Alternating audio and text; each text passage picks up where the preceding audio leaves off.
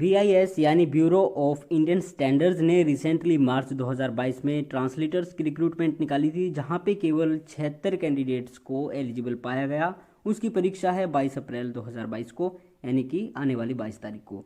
अब बात करते हैं, एक और रिक्रूटमेंट आ चुकी है, वेरियस पोस्ट यहाँ पे है, लेकिन सबसे बड़ी बात ये है कि जो ये आपको पोस्ट मिल रही है ग्रुप ए की पोस्ट है, और ये नंबर 2 पे आप देख सकते हैं, सीरियल नंबर 2 पे असिस्टेंट डायरेक्टर यानी कि सहायक निदेशक हिंदी की पोस्ट है।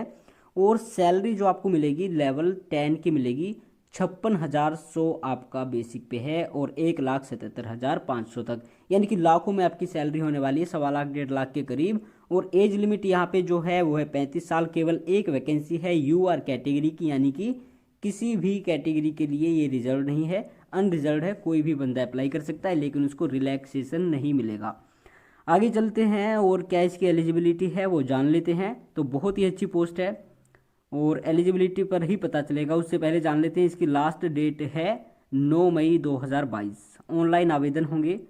अब देखते हैं, देखिए असिस्टेंट डायरेक्टर हिंदी, सहायक निदेशक हिंदी के लिए क्या आपकी क्वालिफिकेशन होनी चाहिए। नंबर 1 पे इन्होंने लिखा है MA आपकी हिंदी में है तो ग्रेजुएशन में इंग्लिश सब्जेक्ट होना चाहिए। इंग्लिश वो जो आपका मीडियम है वो नहीं चलेगा, सब्जेक्ट होना ज़रूरी है, चाहे वो इलेक्टिव हो कंपलसरी हो। नंबर 2 पे इन्होंने कहा है अगर आपके पास मास्टर डिग्री या फिर पोस्ट ग्रेजुएट डिग्री इंग्लिश में है तो हिंदी सब्जेक्ट आपका ग्रेजुएशन में होना चाहिए। फिर कहा है अगर किसी और सब्जेक्ट में, यानी कि इंग्लिश और हिंदी के अलावा किसी और सब्जेक्ट में अगर आपके पास PG है, मास्टर डिग्री है, तो हिंदी और इंग्लिश दोनों आपके ग्रेजुएशन लेवल पे होने चाहिए, चाहे वो 1 साल हो, 3 साल हो, 1 सेमेस्टर हो, कंपलसरी हो, इलेक्टिव हो, ऐसा कुछ नहीं लिखा है। आगे फिर कहते हैं अगर आपके पास किसी और सब्जेक्ट में क्या है, मास्टर डिग्री है, अगर इंग्लिश मीडियम से मास्टर डिग्री है किसी और सब्जेक्ट में तो हिंदी सब्जेक्ट आपका ग्रेजुएशन पे होना चाहिए, और हिंदी मीडियम से मास्टर डिग्री है तो इंग्लिश सब्जेक्ट आपका ग्रेजुएशन पे होना ज़रूरी है।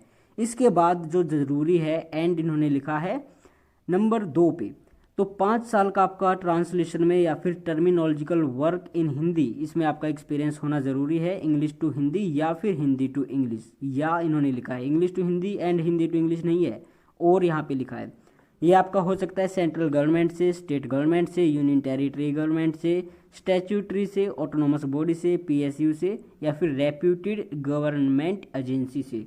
तो एलिजिबिलिटी की यहाँ पे बहुत ही भारी संभावनाएं हैं, बहुत सारे लोग इसके लिए एलिजिबल होंगे। केवल 5 साल का एक्सपीरियंस और इतनी अच्छी आपको जॉब मिल रही है, तो ये वाकई बहुत ही बढ़िया बात है। तो एलिजिबिलिटी के डाउट यहाँ पे क्लियर हो चुके होंगे। आगे चलते हैं, तो सिलेक्शन प्रोसेस क्या होने वाला है। तो देखिए आपके 2 पेपर होंगे, ऑनलाइन पेपर होगा और उसके बाद में इंटरव्यू होगा, यानी कि एक ही पेपर होगा, उसके बाद आपका इंटरव्यू होगा। तो 5 साल अगर आपने ऐसा काम किया है तो भाई इंटरव्यू आप आसानी से कर लोगे।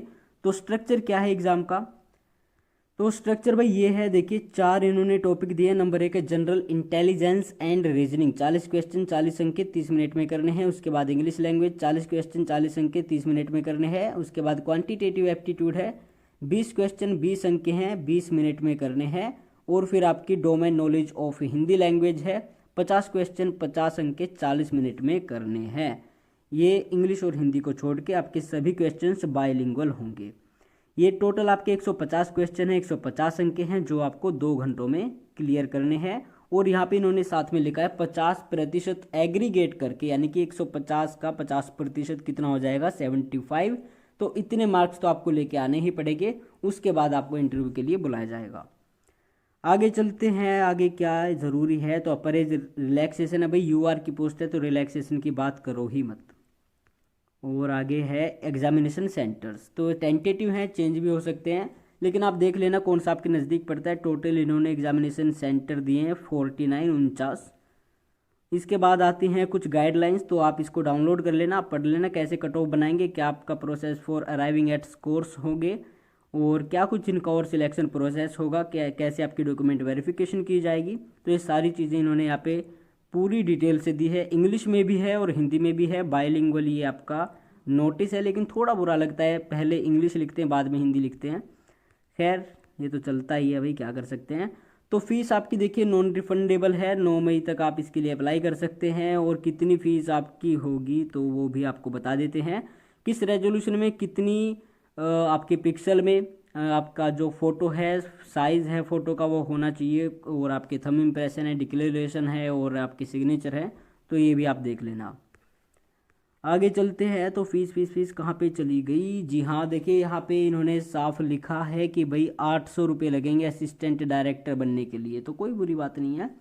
और बाकी वही बचते हैं बंदे, कौन कौन, SC ST PWD या फिर किसी भी कैटेगरी से विमेन, या फिर BIS में जो कोई एम्प्लॉई है, काम कर रहा है कर्मचारी, तो उसको कोई फीस नहीं लगेगी।